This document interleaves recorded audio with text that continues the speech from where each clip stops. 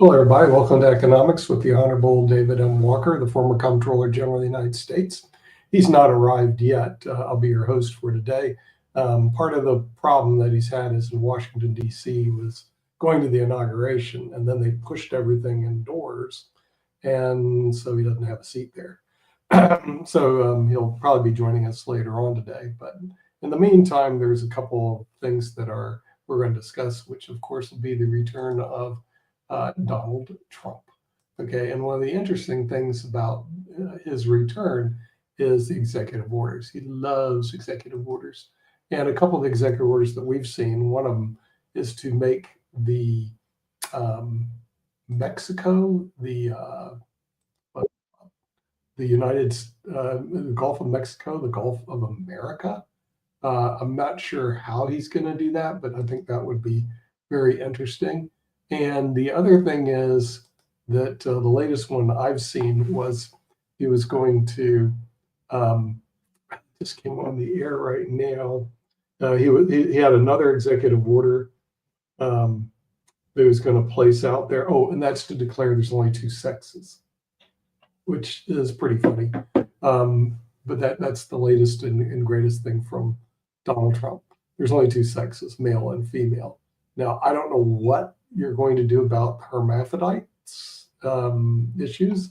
There's certain issues that are out there that are unclear, just as you get anything. But you can put every executive order you want to, but the real question is how much meaning does it have?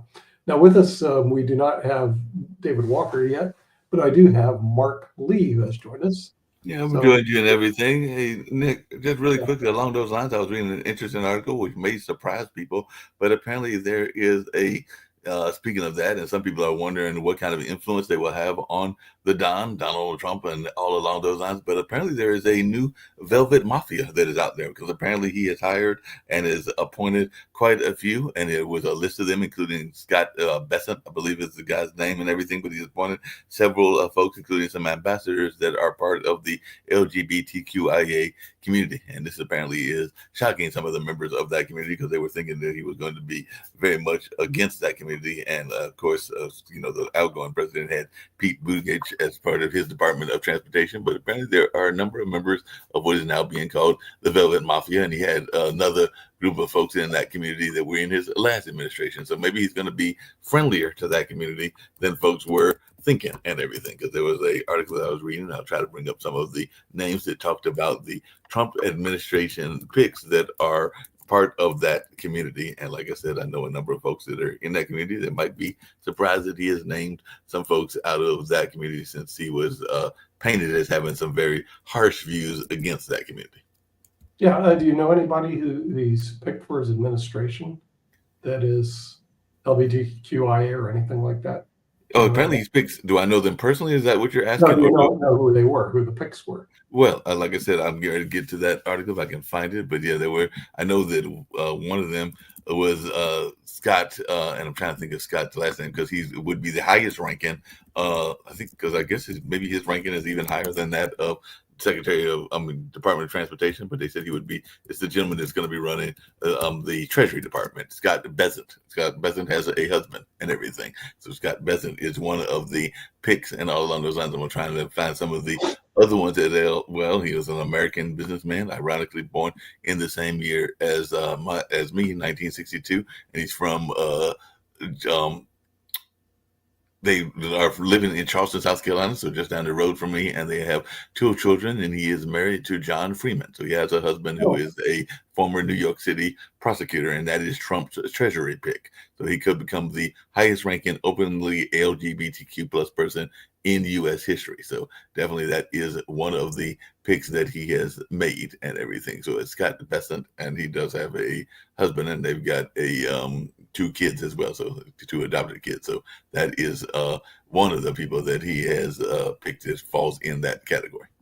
Oh, wow. Okay, well, that sounds like he's pretty progressive, at least on those picks, Mark. I mean, you don't know. I mean, the funny thing is Donald Trump is an enigma.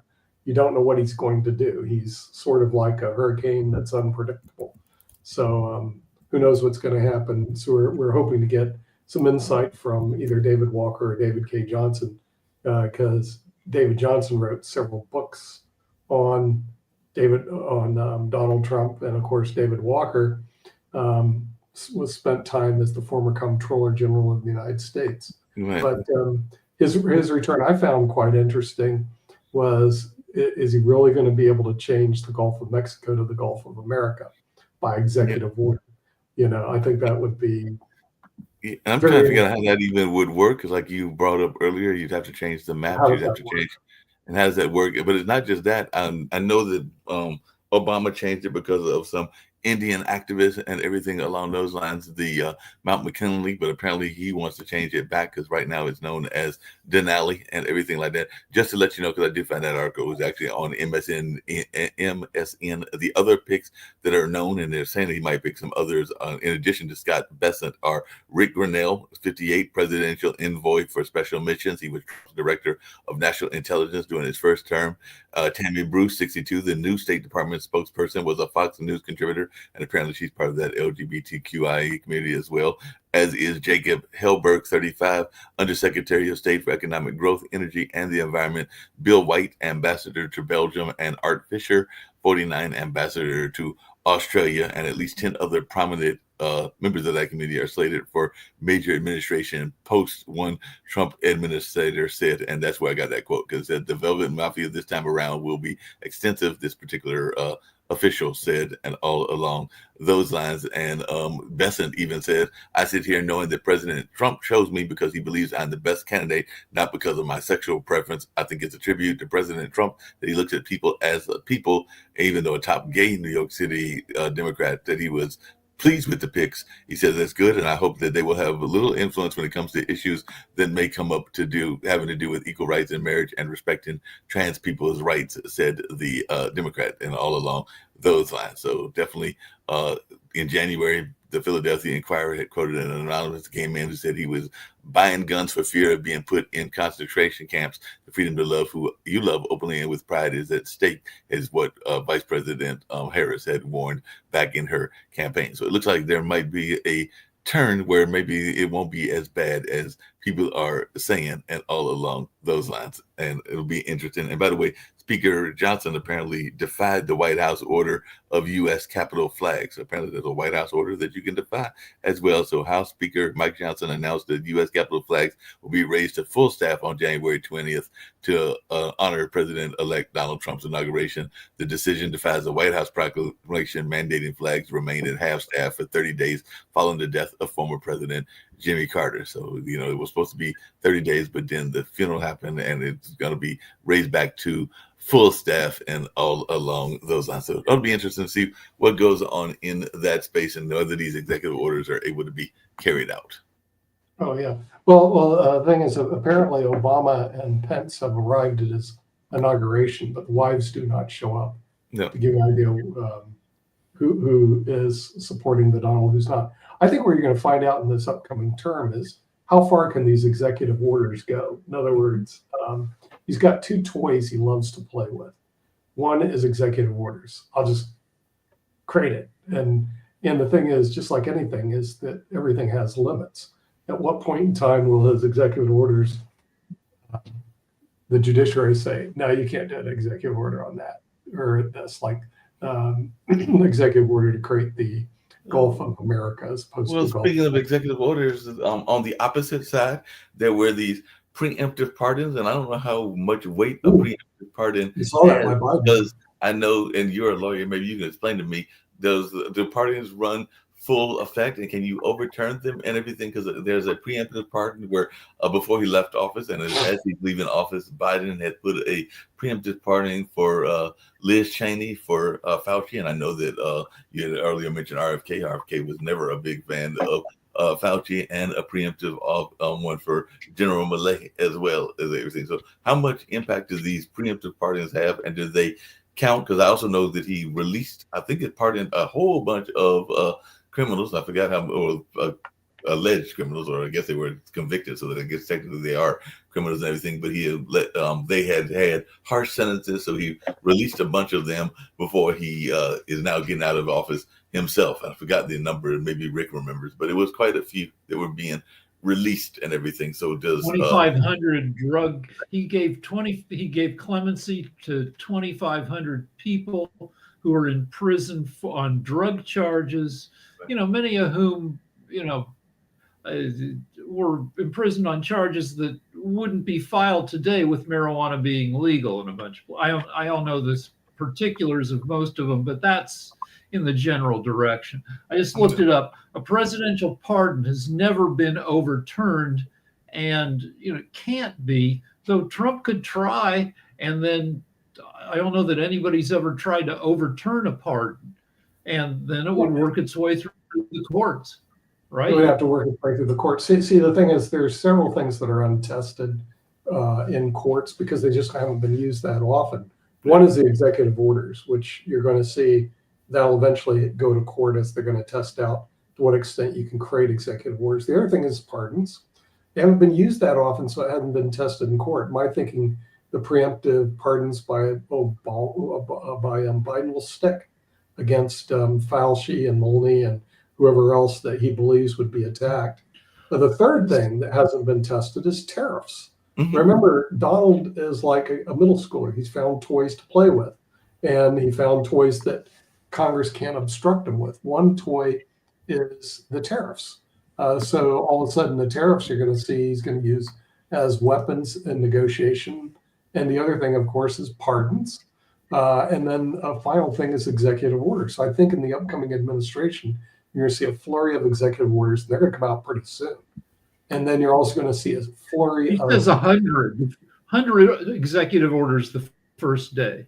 I think it's 200. I think it's 200. But what MAGAs are saying about the pardons of Fauci and Liz Cheney is that now that they're pardoned, they have lost any right to claim the Fifth Amendment against self-incrimination so that they can be hauled up in front of Congress and they have to answer questions. Now, I don't know if I buy this argument, but Fauci has never hesitated, and I don't think Liz Cheney would hesitate to come before Congress and answer questions. They've been pretty forthcoming. So this is not some great... I think the attacks on Fauci and Liz Cheney are bogus. And like I said, this is not the MAGA party. MAGA thinks they're in control. No, they're not. You said it's not the MAGA party, but one of those MAGAs, because Marjorie Taylor Greene's been all over the news, but another one, Steve Bannon, is reportedly warning of an impending world conflict that could equate to Trump's Vietnam. So he's been talking about this notion, and he's aggressively urging Trump to end the war in Ukraine, which I know is not something that Sasha and others want to hear, because he's been warning that the soon-to-be 47th president could be entrapped by the U.S. defense industry, the Europeans, and even some of Bannon's own friends. Who said the United States to continue sending military aid to Ukraine. That includes Keith Kellogg, a retired U.S. general who Trump tapped to become special envoy to Ukraine. We fought a war in Vietnam for a decade and longer, and the war killed 50,000 Americans, and we had a draft that pissed off the young people across the country. And we're not active participants. We're not on the ground in Ukraine, and Americans aren't really getting killed over there. So and they didn't call the Vietnam War; they called it a quote policing action. So the thing is, it's not killing and drafting our young people. But Rick, there have been people even on this network that have speculated. I think even I know Sasha has, and I think even Nick has implied it, that there might be, as these wars continue, a push to get a draft going and everything like that. And would Trump not back it? And would he run into a resistance from the young folks if he was to pull it out and everything Trump like that? Dodged the draft 5 times using various excuses. So and Trump is not, he's one of his bragging points is that he kept us out of war. I don't think he would at all want anything to do with the draft. Plus, so did Woodrow Wilson. Woodrow Wilson ran off. He kept us out of war until World War I came, and they didn't keep us out of war anymore. So just because they say things doesn't mean it necessarily becomes true, because that's politics. But this is a much less tractable population. You know, we 4 million men were sent off to war in World War II, back when the U.S. population was less than 150 million. So that was so what we had, you know, probably 60 million men, adult men in America. We sent off 4 million of them. 10% of those came back dead. There's no way that the American population would put up with anything like that. Right. Well, speaking of things that the American coming back, no. Speaking of things that the American population will or will not put up with and everything, one of the other things that he pledged, and I guess his border czar, is also bringing up this notion of putting up a wall and supposedly deporting a bunch of folks as well. So I'm wondering if we see some National Guard troops rolling through the various cities. I think there's even been speculation about Chicago and some other cities grabbing people and then taking them to Guantanamo Bay or wherever they may process them to go back to their respective countries. Is this going to cause an uproar, or is this something that he's going to be able to pull without and maintain the support both of his MAGA wing and other parts of the society as well? Well, I don't think he's going to need. I don't he's think going to need logistics. You know, the thing is, they're in the Roosevelt Hotel in New York, Mark, and they're scattered around California. In other words, these immigrants, he doesn't need to go. He knows, they know where they are at, a lot of them, and then there's a lot of them they don't know where they're at. But I do think you're going to see, at least in the next 100 days, a big push to push the immigrants out of the United States, and we're going to see how that works. But it costs a ton. I've seen estimates that to deport 1 million people would cost $88 billion to find them, to hold them, you know, to as they work their way through whatever legal recourse they have to ship them out. And that's a ton of money. That's 1/12 of $1 trillion. Yeah, well, the prior administration would spend that in a New York minute on climate change. Wait a minute, they spent $360 billion on climate change issues. So 80 billion, it really isn't that much. But my thinking is they should make it a profit center, not a loss center in terms of immigration. We'll see what he does. But I believe because there was such an uproar against the illegal immigrants, you're going to see a lot of deportations, and regardless of the cost. You know, and in places. Are you going to need to get Congress to vote the appropriations to pay for this? Nick, hold a second. What happens when you run into, because this is what I'm curious about, and I don't know the answer, and maybe you got an answer, you're a lawyer and everything, but what happens when you run into what I call the death row argument and everything like that? Because just like one of the issues with the immigrants is that a lot of times they will bring up the bad things that immigrants have done, like, you know, murders and rapes and everything, after they have come back across the border. Now you could have, and I'm not saying this could happen, the reverse of that, where you target somebody for immigration and then it's found out that they have been like lawfully citizens the entire time that they were here. Because that's what I'm trying to figure out, is how they're going to vet that these are actually bad immigrants and everything. Because that's where I'm at, and that's what I'm calling the death row argument. Because you can have people like it was with death row, where they were found to be innocent many years after they had served. And that's what I'm wondering, are we not going to have these same kind of situations in this situation, where, you know, the people back in Venezuela, they do some more research, they do whatever they do. It's like, oh wow, that person was one of our best workers and they didn't do a daggone thing wrong. I'm going to show you a document in case you haven't seen it before. It's called a passport. Mm-hmm. Okay, you know, you need these passports to get around Europe, and you need these passports just basically to get around. So if they don't have their proper papers with them, we can say goodbye. They can kiss goodbye. You're out of here. You know, and the thing is, whose fault is it? It's their fault.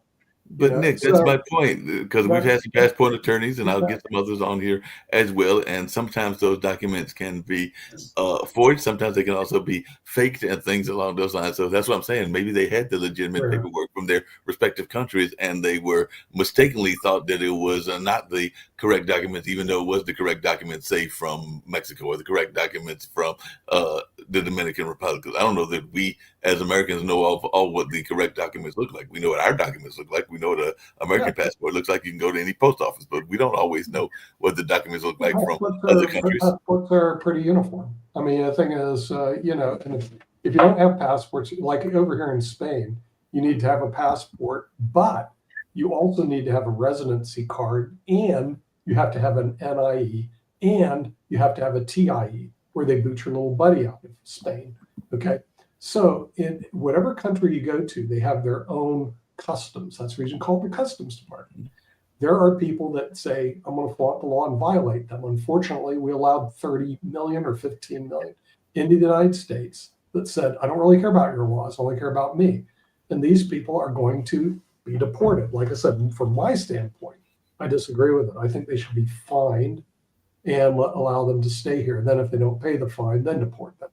But would you just find them, or would you find the companies that bring them? Because part of the thing that goes on in Texas and a number of the other border towns is that there are a number of people that know that these people are illegal and are complicit in what is going on. So how would you deal with them? Are you going to find those companies as well? Because there are a number of companies that are complicit. No, the companies never face consequences. But you should. I mean, the thing is, there is also in the law they're called aiding and abetting.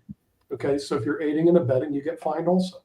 I mean, that's but just the way Trump won't go after those companies. Meat packers, a huge percentage of the people who work, processing our meat are undocumented, and they raid those places and they take away 200 undocumented people. The companies get a slap on the wrist. Yeah, right. And they should be cited for aiding and abetting. So the thing is, but I think you're going to see some really serious changes in the next 100 days. It'll all be immigration only because this is what. So liberals like to call the GOP the leopards eating your face party, which is if you elect a leopard, it'll turn around and eat your face regardless, even if you voted for it. And we will see a ton of stories about people upset. We've already seen some of them, that the good immigrants are being deported, like the guy who, and he and his family run a beloved Mexican restaurant and have done so for the past 15 years. They're gone. They're out of here. And the people who voted Trump are like, they're surprised. But those guys were nice. We loved their food. Nope, they're gone. So we're going to see a lot of that. Will it change policy? No. No, because I had one of those. It was a I'm Chinese reading an article. Sorry, Rick, but I know that there was a restaurant near me and they were actually Chinese Americans and everything, because I remember that they were, I want to say, from one of the provinces. I don't think it was Peking or anything, but they ran a successful restaurant, and the restaurant is no longer around. And I remember having conversations with them during the pandemic, and then I think about 2 or 3 years ago they moved. Now, whether they were moved by choice or by force, that I don't know, because I never got a clear question. But one of the things that people have been talking about, and Kim, I'm glad you joined us and everything, because there's this notion of, because it even came up in that whole birther argument with Obama, that birthright citizenship, that was the whole thing around Dreamers and everything, that's one of the executive orders that he may be getting ready to end and everything, and he's going to run into some legal challenges, because that's the one where if you're born in the United States, then you're automatically a United States citizen. So if you were, he cannot eliminate it. It's actually part of Article 14 of the U.S. Constitution. So you can create whatever. There's an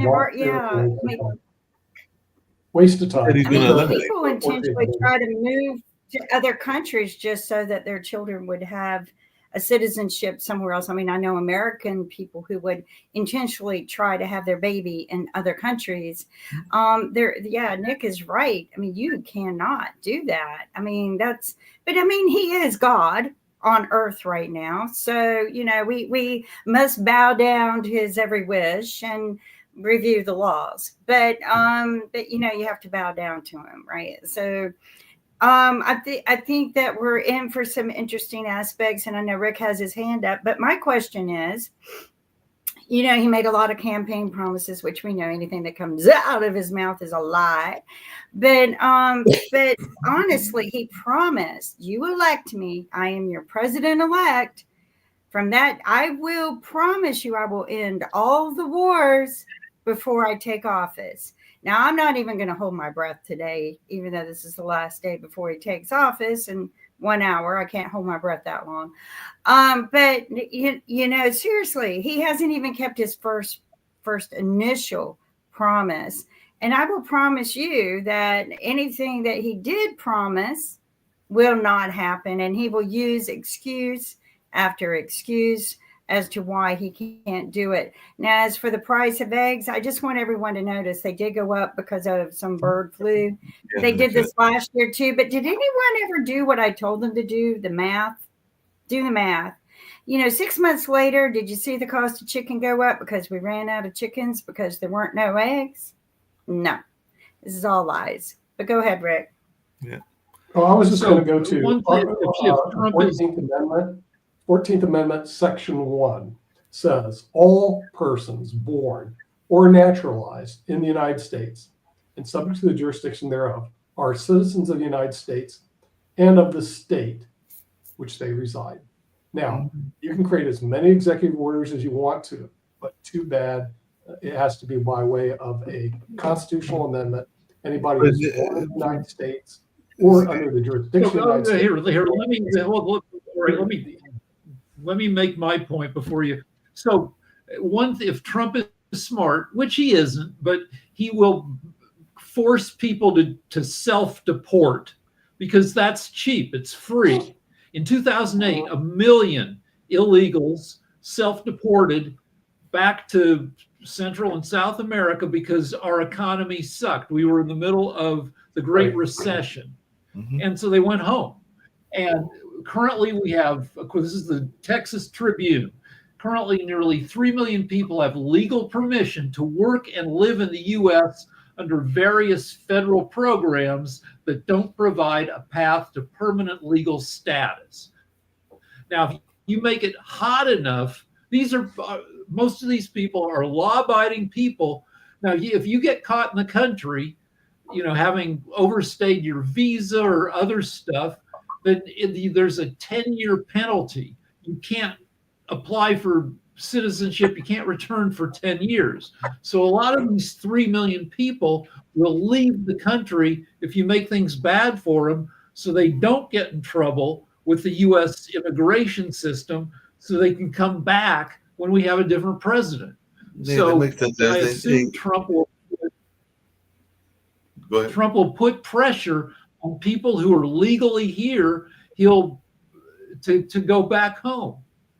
But apparently, hold on a second, Nick. Apparently, one of the things that he's talking about that he's going to do and everything along those lines. And I'd love to hear your thoughts as to how it could work, because there's a couple of past shows you talked about the Statue of Liberty and how it's something that maybe we shouldn't be living up to and all along those lines. But apparently one of his executive orders is he's going to suspend refugee resettlement for 4 months. And refugees don't always come from they come for various reasons. There have been refugees that have come here from Sudan because they were fleeing famine. There have even been refugees from Ukraine. Matter of fact, I was telling Sasha last week, I was talking to a young lady that is Ukrainian American. She's not the biggest fan of Zelensky and everything, because she actually feels that he's a war profiteer in her mind and everything, but she is from Ukraine, I think closer to the Finland side of Ukraine, but she would be considered her and her family would be considered refugees for political reasons and everything. So there are political reasons, there are there are family reasons, there are a number of reasons so that people want to come to the country, that whole huddled masses thing and everything. So I guess this is going to be where, I guess for 4 or 5 months, he's going to be like, nope, don't care that you're dying in your country, you can't come here and everything. So is this something that we need to have him implement? Because I've heard you even say a couple of times how that huddled masses thing is a myth and everything. So huddled masses, you're poor, your waste come to us. No, that's a complete lie. It's on the Statue of Liberty, but that's not who you want. And this is where Elon Musk will have an effect. He wants your best, your brightest, the people that are willing to work hard, have money, best, brightest, they're welcome. But your huddled masses and all that stuff, that's 18th century stuff, 17th century stuff. Send them back, and good luck with them. Yeah. Well, what would you do with those huddled masses? Send it back and then bring it back in to farm your food for you? Oh, that ain't smart. Go ahead, no, Rick. that's called the hard workers. The hard workers are welcome. Trump will also lie about the numbers, or he'll massage the numbers. And he will say that he's already prevented 2 million people from entering the country illegally. There's a lot of different immigration numbers, there's encounters, there's all this stuff, and each side always picks the numbers that makes their arguments look best. And so we're going to see a lot of numbers flying around saying, it's already happened. We've already kicked out 300,000 people, and not really, but we'll see. Yeah, but misrepresentation. We haven't has stopped been a any hallmark. more than any other time. Majority of the count that they keep proclaiming have been here, for 10, 20 years already. But what they keep doing is they keep recounting the same people over and over, but as a new count, because they only count the immigrants based on when they pick them up and go, oh, and then they don't look at, we've picked them up before. So, and this has been confirmed. This is how they do it. But nobody was counting them crossing the border. If they were, they could have stopped them. So they're a bunch of lies, propaganda. Nobody knows how to tell the truth in Washington anymore. Nobody. What you expect, one thing you can be assured of, you will not be given the truth out of Washington, D.C. No. But hold on a second, Kim. A couple of things. Time One, looking for it. It's going to be tough. Great.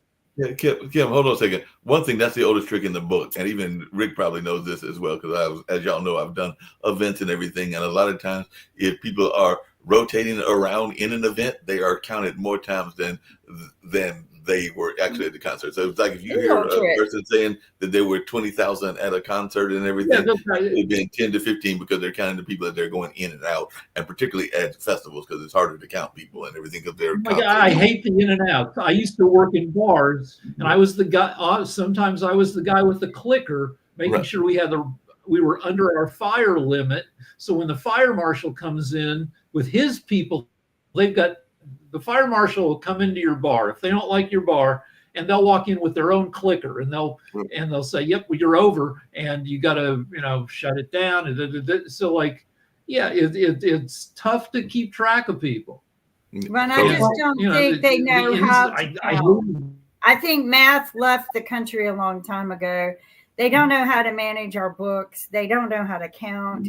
They just make numbers up. It's just, oh, he's going to say this number, I'm going to one up him. And it has nothing to do with facts or reality. And, this is what we're left to live with. And it's sad because it's only going to get worse. But no one's held accountable for their lives either. There's no accountability. No accountability. Hey, really quickly, it's Nick, I had tough, a question for it's you. tough to count. Hold on. It's tough to count people. For a couple of years, my wife participated in the city of Los Angeles annual homeless count.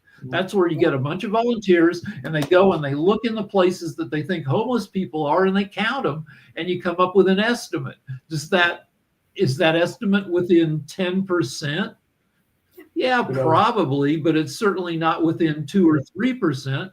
And it's even harder for immigrants because, the whole country it's 3,000 miles wide, east to west, 1,500 miles north to south. That's a ton of land where you got to figure out if people are in the country or not, and where it's huge. Yeah, it's well, huge. the thing is immigrants move around a lot faster than homeless. So I think, when you're doing a homeless count, it's a more stationary, actual, these people are here. And then when you go to the next shelter, odds are some of the people moving from shelter to shelter are very small compared to immigrants who actually probably move around in the country just to survive. So the mobility. Right. When immigrants are people who traveled 1,200 miles from Central and South America just to get here. Of course, they're mobile. And then, homeless people, a big chunk of them have substance problems or are crazy. And those people are limited in their agency. Immigrants they have super agency. They're in charge of their destiny. They looked at their country and they said, Venezuela sucks. I'm getting out of here. And then they went on this dangerous ass adventure. Yeah, they are. And we're built from those people. We're built from 300 years of those people who said, I'm getting the F out of this crap country. That has more to do with immigration than anything. And you see what happens. Most of our immigrants are not from Mexico. They're actually from Latin America, failed states like in Central America, like El Salvador. El Salvador, it looks like they've turned their country around. So if they have, there may be less people leaving El Salvador than we see in the past. Argentina is the same way. A lot of people here in Spain, they actually immigrated from Argentina because they had 10% inflation a month. And people just couldn't stand it. So they, and their government was corrupt. And so now they have a new administration there. They got rid of a lot of the red tape and a lot of their, quote, investments or giveaways.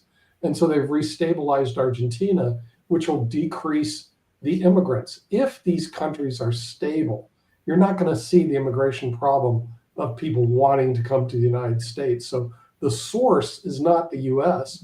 It's really these countries. What do you do with the countries? And that's what I mentioned when I saw your hand, Rick, and everything. I'll get to you in a minute. But what do you do with the countries that are dealing with refugee situations that are beyond their control? That's what I mentioned when I said the refugees that are coming from famine-torn and other kind of torn countries. So if I'm hearing you and Trump's policy, you would not accept them, even though they are trying to better themselves by getting out of a dire situation that they are in that wasn't always at their behest, because sometimes those conditions were forced on them and everything. I mean, we know about those families.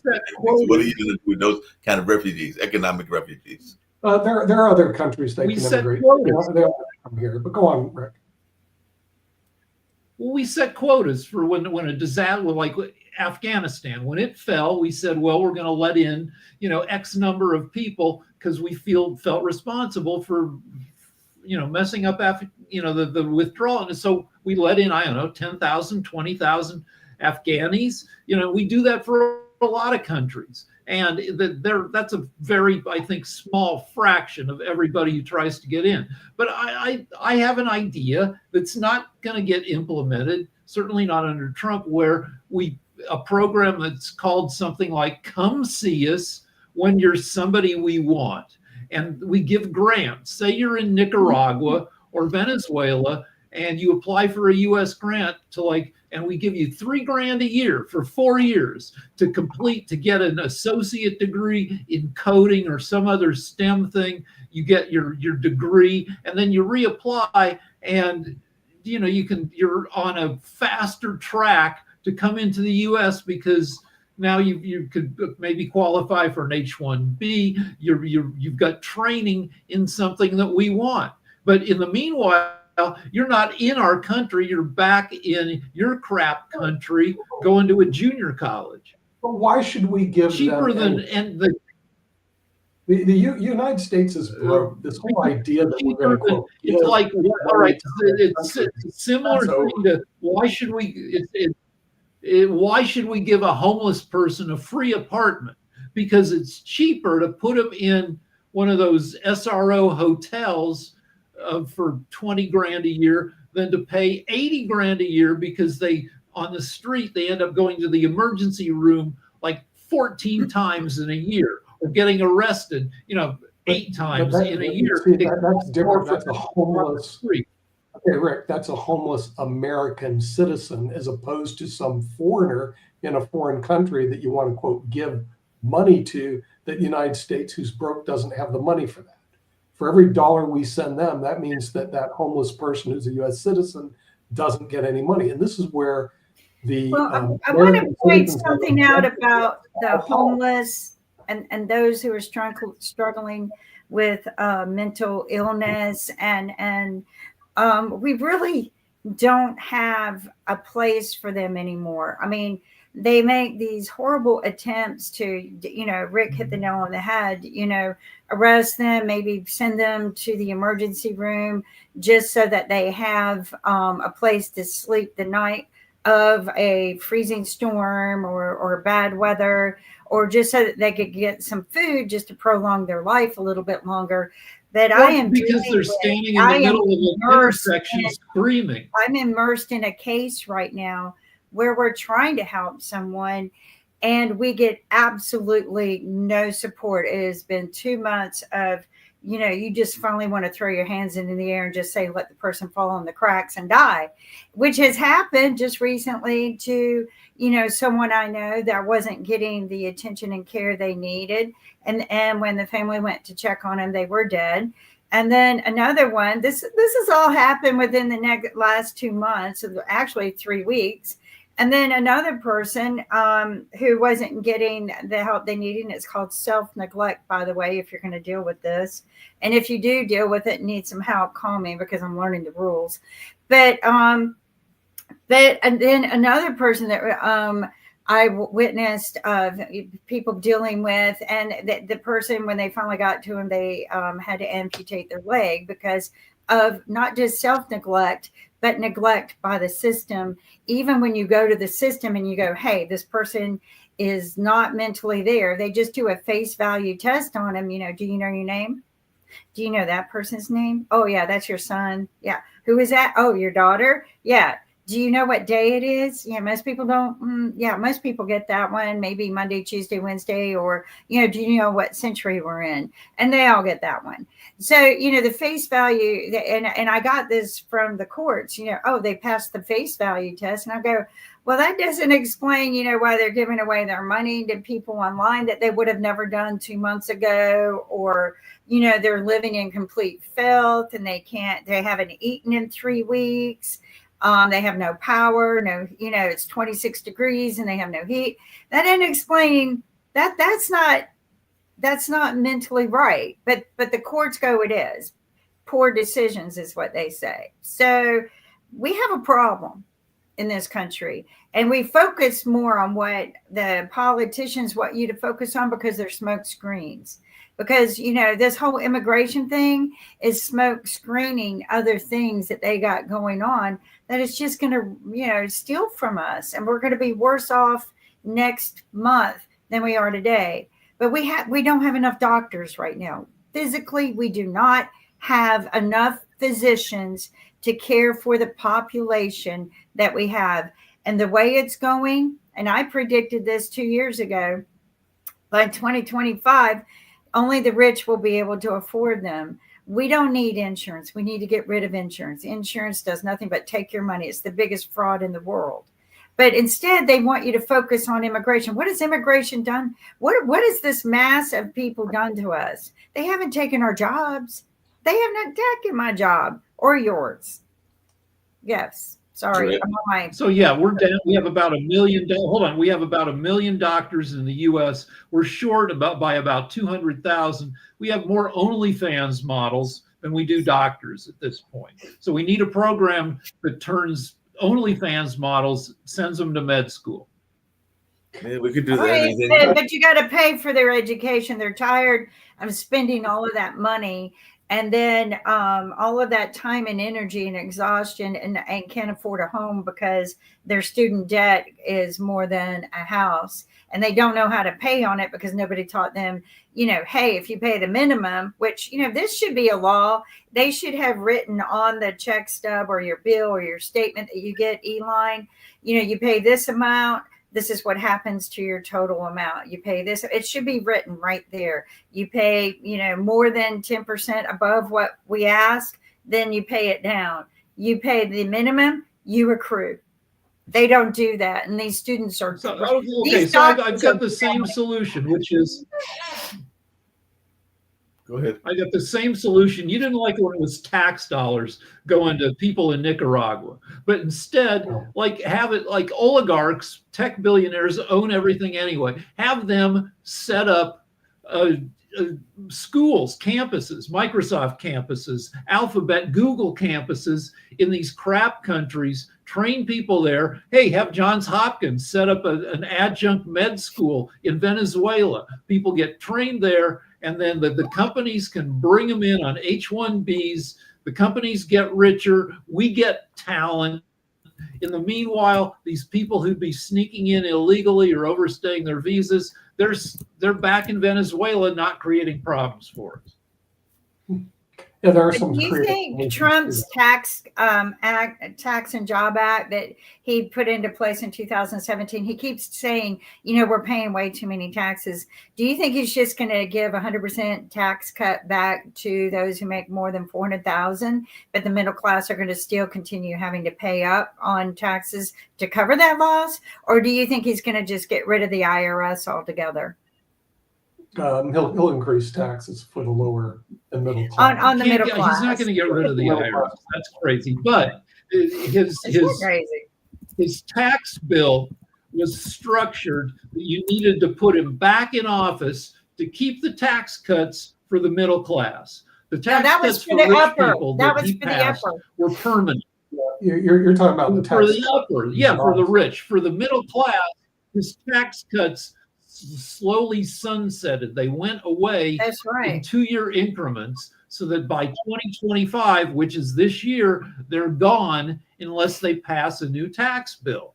So he will pass a new tax bill. He says, well, the old tax cuts expired, and so it'll be another big tax cut for rich people and another half-assed set of tax cuts for the poor and middle class. I don't think we're going to get a tax cut, because I watched the conference, and in the conference they said that they won't be able to afford to give the middle class any tax cuts. In fact, they're going to have to increase the middle class taxes in order to cover the tax cuts that they were giving to those who were wealthy.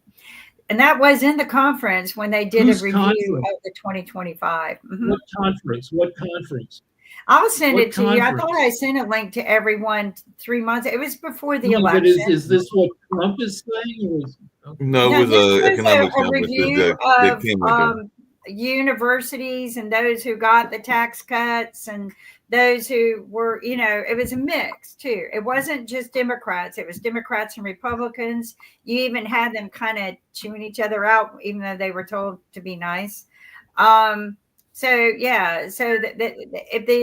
send it to you. It was a huge evaluation, people who researched it over the years since it came into act, and they all met just before 2 or 3 months before the election. And it's long and boring, but you get the gist of it. You get the gist of it and everything. I remember watching some of it. What's likely going to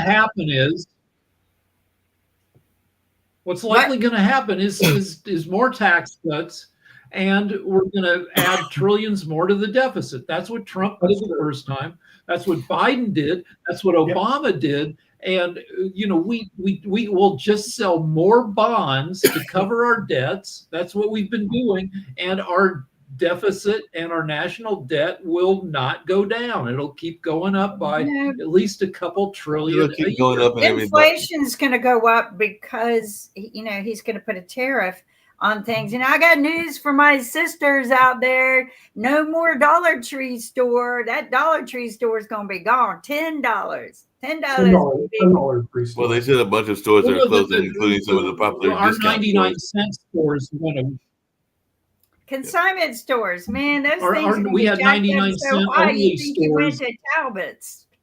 Well, ours went away, but the Dollar Tree, they'll still call it the Dollar Tree, but everything will be $8. So it'll be $8. It'll be called the Dollar Tree and everything like that. By the way, Rick, John Hopkins has something called the School of Advanced International Studies, so you can actually go to some of those troubled countries, because it looked like back in 2023 they had a capstone trip to Colombia, and Colombia's had its own problems, so who knows what kind of problems the students may go into. And I hope they have got tight security on some of these and everything like that. Hey, Nick, I did have a quick question for you and everything, which is, you mentioned about the students that are from other countries, and I know that on the network you are oftentimes advertising to our Chinese neighbors and all along those lines, and our Chinese Pod TV allies. And I can tell you that just where I'm at around the corner from Duke, I've run over the last several years into several students that have been getting medical degrees from Duke University, and quite a few of them that I've talked to have speculated that they may go back to their country when they are done and everything like that. But some thought that they would stay and everything. So what is your notion? Would you eliminate these? Because it's not just Duke, it's UNC, it's Howard, it's Fitz University, it's the NYU, it's a number of schools, including some on the West Coast that have great medical departments and everything. So would you not allow these Chinese students to come in and study medicine? Well, it depends. It depends if they're being funded by private industry, they can do what they want. They're being funded by the Chinese government. They're funded by the Chinese government, let them do what they want. If they're funded by the U.S. government, that's a horse of a different color. So if they're getting grants, because I'm imagining some of them are also getting grants from the U.S., like some of the student loans. Cut them off. If they're getting U.S. grants, I'd cut them all off. If they were getting grants from private industry or foreign governments, I don't really care. But the U.S. government needs to get really serious. And one thing that probably will happen is the Tax Cuts and Jobs Act of 2017, which was a very favorable tax act for rich people, or people making more than $400,000 if you want to call them rich. This thing will probably be reinstated, which will do what Rick said. It will increase the deficit even more. But if I was a betting man, this thing that's set to expire in 2025 will come back, and all the people who are making more than $400,000 a year, basically upper middle class, are going to benefit from the TCJA of 2025. Yeah, Kim, you talked about that as well and everything. And I watched a commercial recently where Trump was actually backing it. He was saying that he wanted to increase it, and it was a commercial that came on, ironically, I think during one of the football games. And I'm trying to figure out whether Trump's going to vote for either the Eagles, because that's one of our liberty areas, or he's going to vote for the Commanders, because I don't think he's going for either one of the Kansas City or Buffalo teams, because we're down to 4 teams in the NFL for the Super Bowl, which I know you like to attend when you can and everything. Of course, the college championship. I'm not attending this year. I'm doing the adult thing, and I'm going to go to Miami and attend our National Association of TV Program Executives conference with you. Yeah, exactly. Because I love the Super Bowl conference, like the pregame. I really do not like going to the games. They're too crowded. The whole thing's crowded. And I'm just not interested in being in New Orleans this year. New Orleans lost my respect years ago when Katrina hit. But yeah, but we're doing the adult thing and everything. The adult thing. And I shouldn't call it that, but you have to make decisions in life, right? Right. And sometimes, and I'm not going to say the Super Bowl pre-games are fun, but they are entertaining. But I learn a lot. I learn a lot about innovation, because all pre-game is about is all the new innovation that comes down the loop for the players, the medical science and research, because millions and billions is spent on research for football players. Right. So, it's an interesting conference, but I am going to be in sunny Miami with my buddy. Do they bring in a bunch of Do they bring in a bunch of TV stars to butter you? At NATPE, do they bring in a bunch of TV stars to butter you all up, to make you excited about their program? There will be TV celebrities, but most of it is the executives, like the CEO of CBS, NBC, presidents. Most of it is about that. And they all kind of, it's all about swapping. They will be introducing new TV series, new movies.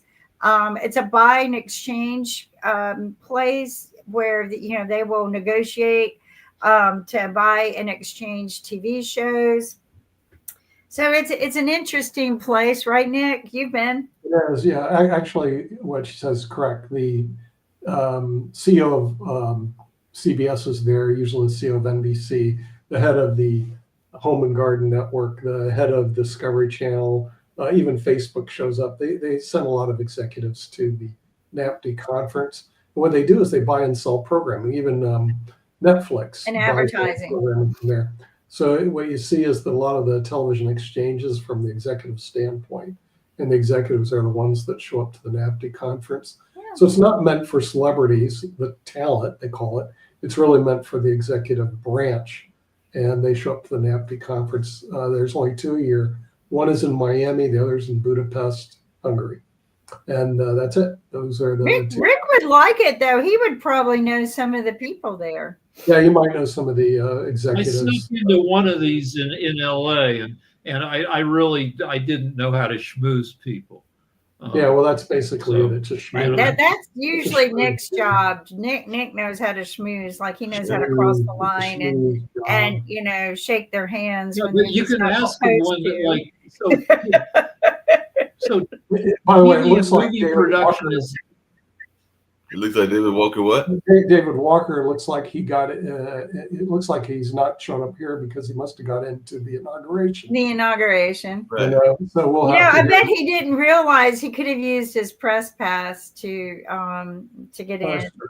Press That's true. credentials. The press credentials I are don't good. know. I don't know what he's doing, but he went silent. Actually, he said, "I couldn't get in because they're moving indoors." So we're going to go ahead and do the program. if you wanted, you could ask them. What? If you wanted, Kim, you could ask these execs if they're going to step up production. TV and movie production is down Nick, 40%. Can we swap your pass and get Rick in? No. I might be bad with all the. I'm terrible at this stuff. All those people. When I was- I mean, but I'll tell you what, we'll give you a link to go look these things up, and you can send me questions to ask. So you could be my Okay, writer. all right. Yeah, but Okay, I'll do that. thing is that these people show up from all over the world, and so what happens is you also have people from that do programming in Europe and programming in Latin America who are going to be there. So it's not just a U.S. venture; it is worldwide now, and that's one thing. It may be down in Hollywood, but it may be up throughout the world, like in India and China, Right. where they're producing a lot of their own movies and their own television. So Well, your You favorite could drink place, license- your favorite I drink place just is want to still say, I didn't want to go to the inauguration because, there's been too many attempts made on Trump's life, and it seems like the crowd gets shot, not Trump.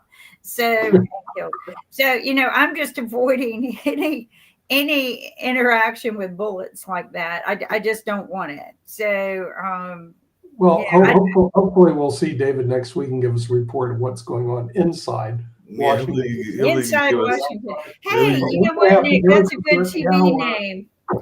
That's a good TV show name, Inside Washington. Inside Washington. Well, we just got to figure out how to get there, but we'll see you next week on. We'll be there. We can find Take care, everyone. David Walker. All right. Bye-bye.